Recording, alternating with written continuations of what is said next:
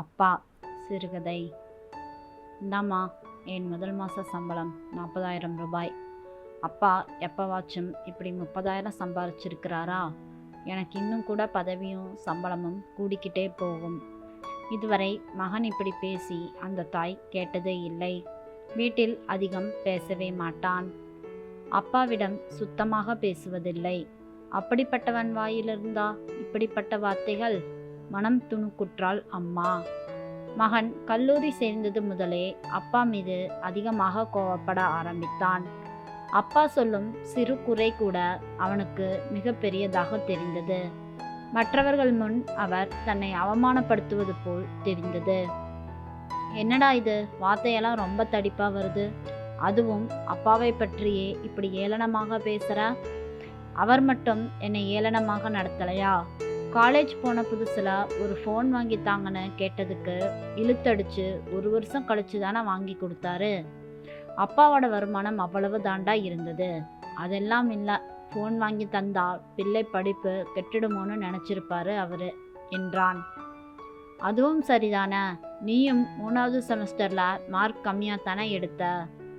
Mark குறைவாக எடுத்தால் உரிமையாக சொல்லலாமில்ல. எதுக்கு ஃபோனை பிடுங்கி உன் கையில் கொடுத்து பத்திரமா வச்சிருந்து காலேஜ் முடிச்சதுக்கப்புறம் கொடுத்தா போதும்னு சொல்கிறாரு. அப்பவாவது நீ படிப்பில் கவனம் செலுத்துவாய் என்றுதான் என்றாள் அம்மா. நான் தான் சொன்னேன்ல இனிமேல் கரெக்டாக படிக்கிறேன்னு. அப்புறம் எதுக்கு காலேஜ் வந்து என் கிளாஸ் மேம் கிட்ட விசாரிச்சாரு. அது எனக்கு எவ்வளவு கேவலமாக இருந்துச்சு தெரியுமா? எப்பவும் நான் கவனிச்சுட்டு இருக்கிறாங்கிற உணர்வு உனக்கு இருக்கணும்னு தான் அப்பப்போ காலேஜ் வந்து விசாரிக்கிறேன்னு அவர் எங்கிட்டயே சொல்லியிருக்கிறாரு. அதெல்லாம் கூட பரவாயில்லம்மா, 3வது செமஸ்டரில் ஃபெயில் கூட ஆகலை, பர்சன்டேஜ் தான் கம்மியாயிடுச்சு. அப்போது நீயே, உன் அண்ணன் பசங்க, நம்ம தங்கச்சி எல்லாரும் வீட்டில் இருக்கிறப்போ என்னை எல்லார் முன்னாடியும் கேவலமாக பேசி திட்டினார்ல, அது எனக்கு எவ்வளவு அவமானமாக இருந்திருக்கும். அன்னைக்கு எடுத்தேன் சபதம், இவர் முன்னாடி நான் கௌரவமாக வாழ்ந்து காட்டணும்னு. காலேஜில் நடந்த கேம்பஸ் இன்டர்வியூவில் பாஸ் பண்ணி 2 பேரில் நானும் ஒருத்தன். இப்போ வேலைக்கு சேர்ந்து இது என்னோட முதல் மாதம் சம்பளமும் வாங்கிட்டு வந்துட்டேன். இதை போய் அவர்கிட்ட காட்டி இனிமேல் யாரையும் ஏளனமாக நினைக்காதீங்கன்னு சொல்லு போ என்றான் மகன். ஏன்பா இப்போ நீ பேசுகிறப்போ இடையில ஒன்று சொன்னேன் சபதம்னு, அந்த வைராகியத்தை உனக்குள்ள ஏற்படுத்தணும் தான் அவர் தன்னுடைய பாசத்தை எல்லாம் மறைத்து கண்டிப்பாக நடந்து கொண்டார். அம்மாக்கள் கூட பிள்ளைகள் நம்மை நாளைக்கு காப்பாற்றணும்னு எதிர்பார்ப்போட இருப்பாங்க. ஆனால் அப்பாக்கள் எல்லாம் அப்படி இல்லை, உனக்கு தெரியாது. நம்மை விட நம்ம பிள்ளை நல்லா இருந்தால் போதும்னு தான் எல்லா அப்பாவும் நினைப்பாங்க. அம்மா தன்னோட உடம்பைத்தான் வளர்ப்பா, ஆனால் அவர் உன்னோட வாழ்க்கையே பற்றி நினச்சிட்டு இருந்தாரு. நீ சரியான ஜால்ராமா, எப்போ பார் நீ அவருக்கு சப்போர்ட்டாக தானே இருப்ப. இந்த வார்த்தையை நீ 15 வருஷம் கழிச்சு சொல்லு, அப்போ நான் ஏற்றுக்கிறேன். ஏன், நான் சொல்வனே, உன் வீட்டுக்காரரை நீ தான் மெச்சிக்கணும், நான்லாம் மெச்சிக்க முடியாது. உன்னால் சொல்ல முடியாதுடா, ஏன்னா அப்போ நீயும் அப்பா ஆக்கியிருப்ப. அப்போ தான் உனக்கு அப்பாவோட எண்ணம் எப்படின்னு உனக்கு புரியும். அப்போது அப்பா உள்ளே வந்தார்.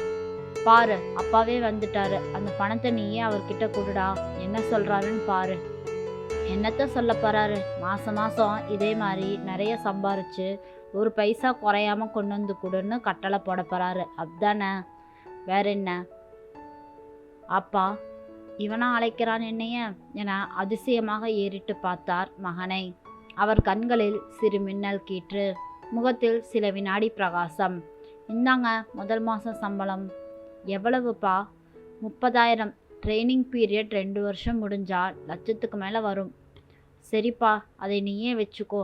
நல்லது. ஏன்பா இப்படி சொல்கிறீங்க?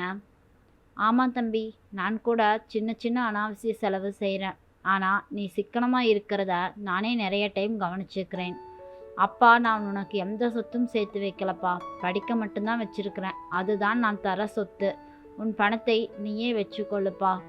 என் உடம்புல தெம்பு இருக்கிற வரைக்கும் அம்மாவுக்கும் தங்கச்சிக்கும் கஞ்சி ஊற்றுவேன்.